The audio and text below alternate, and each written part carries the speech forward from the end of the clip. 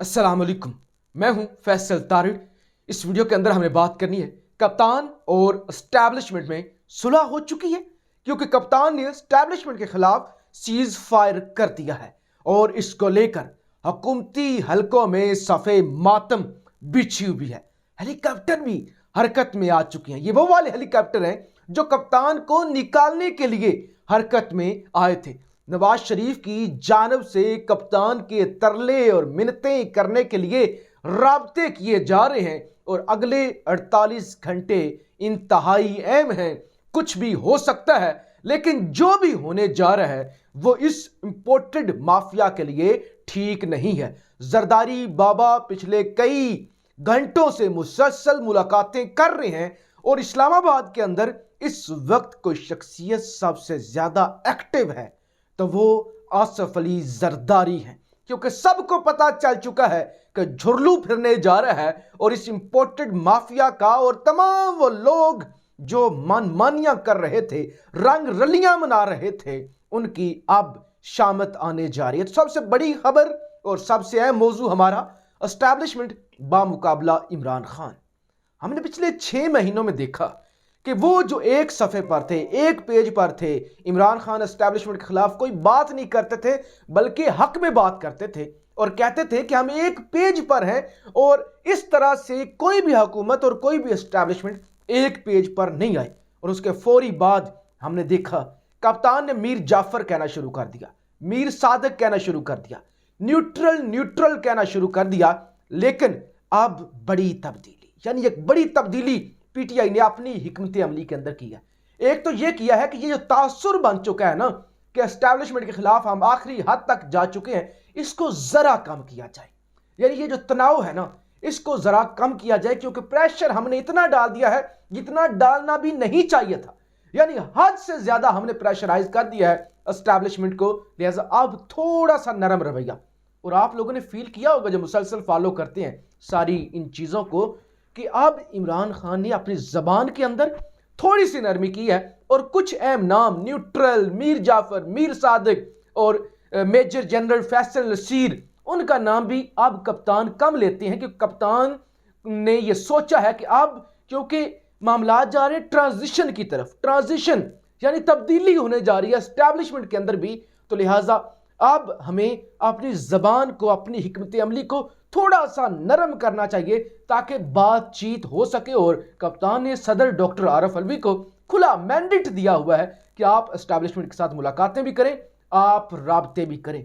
इसके अलावा एक नई और पॉलिसी पर काम शुरू हो चुका है, वो ये है कि आर्मी चीफ की जो तैनाती हो रही है वो होने दी जाए। जो पहले भी मैंने बात की थी, वो होनी दी जाए, कोई रुकावट ना की जाए, कोई तनकीद ना की जाए, कोई किसी किस्म का इस हवाले से एहतजाज ना किया जाए कि इसको लगाया जाए या इसको ना लगाया जाए।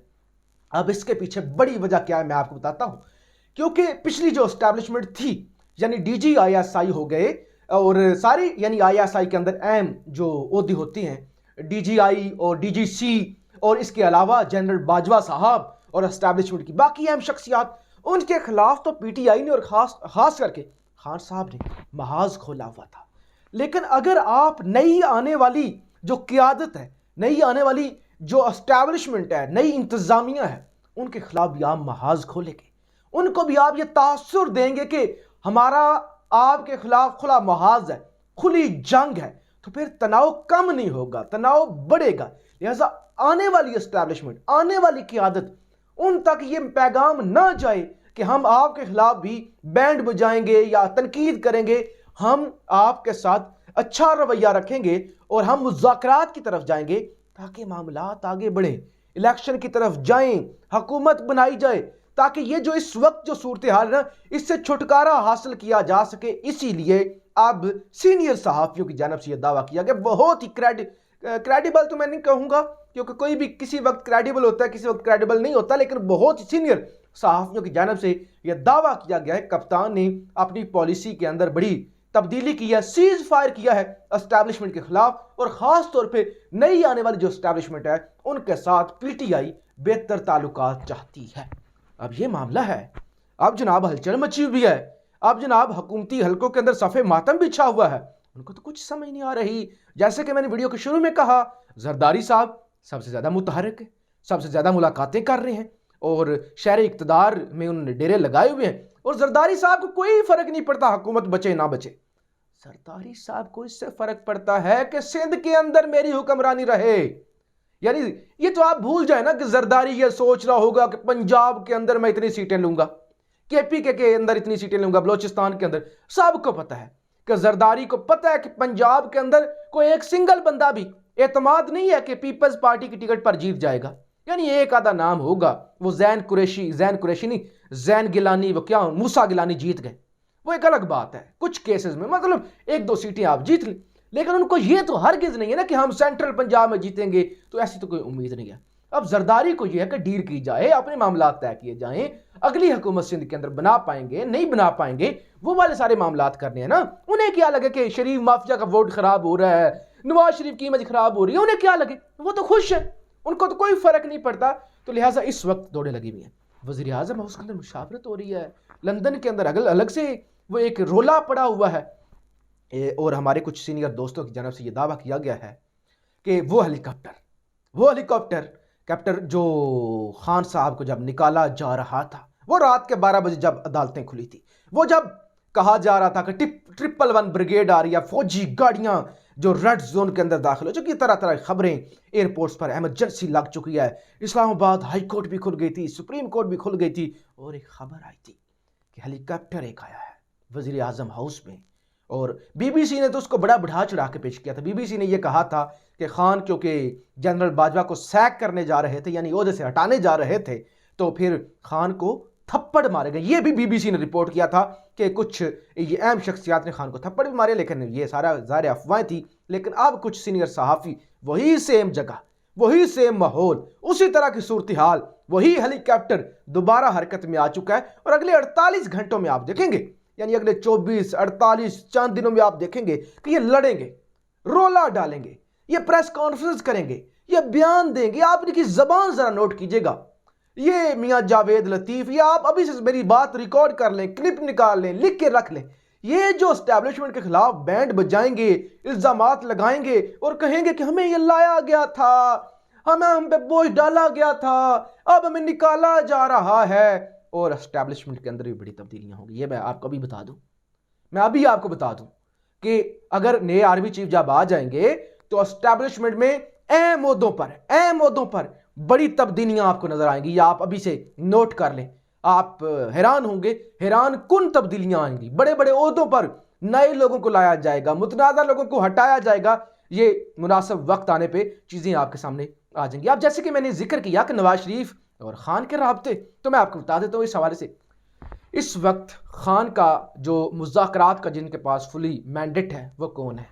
वो है डॉक्टर आरिफ अलवी। इस वक्त नवाज शरीफ जिस शख्स पर नून लीग में भरोसा कर रहे हैं, वो शहबाज शरीफ नहीं है, वो ख्वाजा आसिफ नहीं है, वो जावेद लतीफ़ नहीं है, वो साद रफ़ीक नहीं है, वो है इसहाक डार पे यकीन है। और इस वक्त आपका डिफेक्टो, यानी मुल्क का जो डिफेक्टो वजीरे आजम है ना, वो इसहाक डार है। वो जैसे आपके डिफेक्टो वजीर आला मोनस इलाही हैं, यानी वो अमली तौर पे बहुत सारे मामला चला रहे हैं। जैसे डिफेक्टो हुक्मरान आसिफ अली जरदारी थे जब वो सदर थे, हालांकि सदर के पास इतने इख्तियारात नहीं होते। यूसुफ रजा गिलानी और राजा परवेज सिर्फ वजीर आजम रहे हैं, लेकिन सारे मामला तो जरदारी साहब के पास थे। लिहाजा अब जो डिफेक्टो वजीर आजम है इसहाक डार है, और फुली मैंडेट वही जरदारी के साहब के साथ, वही सदर आरिफ अलवी, वही साहब के साथ मुलाकातें कर रहे हैं।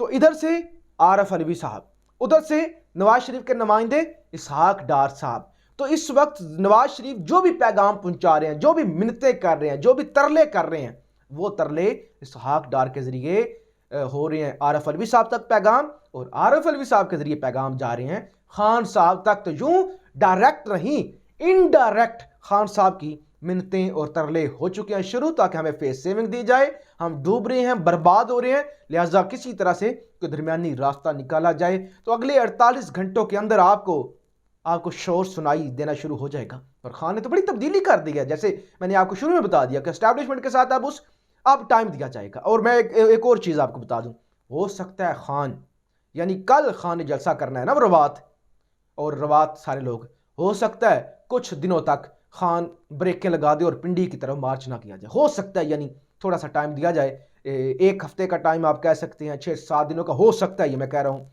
कि टाइम, कुछ ज़राए मेरे ये कह रहे हैं कि खान जो है वो पिंडी की तरफ शायद कहे कि हम 27 नवंबर को मार्च करेंगे या 28 नवंबर को, 28 को। उसकी बड़ी वजह यह है कि वो जो बातें चल रही हैं ना, वो जो हेलीकॉप्टर हरकत में आए हुए हैं, वो जो तब्दीलियां हो रही हैं, उनको टाइम दिया जाए, उनको देखा जाए।